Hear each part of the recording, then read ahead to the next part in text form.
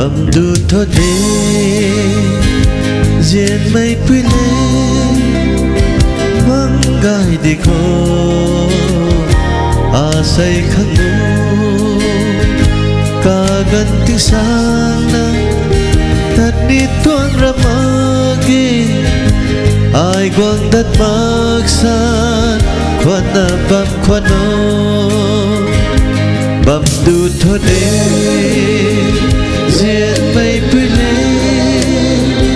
măng gai đi khô à say khăn ngô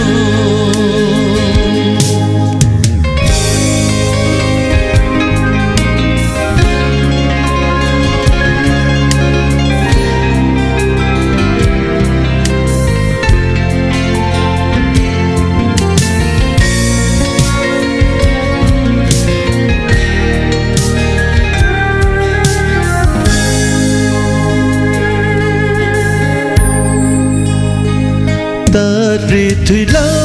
ge nang ta ga lâu du na pan ti kham su na phun na ta ni the ta thai kan pu khâu mấy cái kham su ni cung a lung ning gai na ta ri thui la ge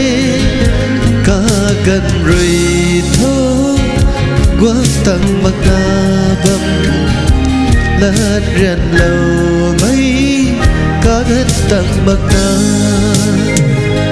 bầm du thốt đê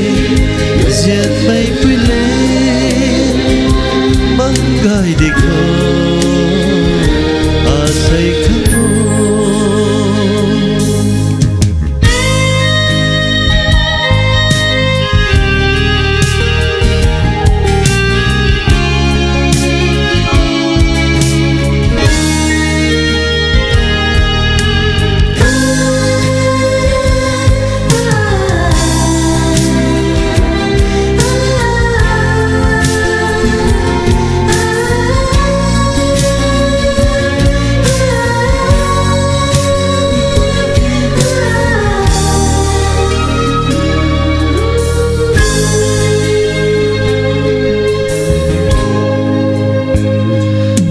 ter hilana lát lu lam băm khô nắng chầm gai mây ta tí thay gò ngô nắng à này bắt tí nay là lúc chầm băm khăn hai cà ram băm mây cuốn nắng ni cà ram rát nô đuôi rim rim mây nắng chăm phô tô ta nắng khiến su nắng giáo hơ bầm puni bầm du thốt đê diện mây quy lên măng gai đi khô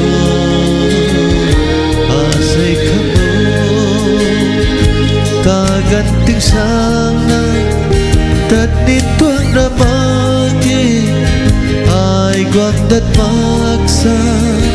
khoan na bầm khoan nô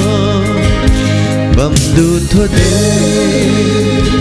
diện mây quy lên măng gai đi khô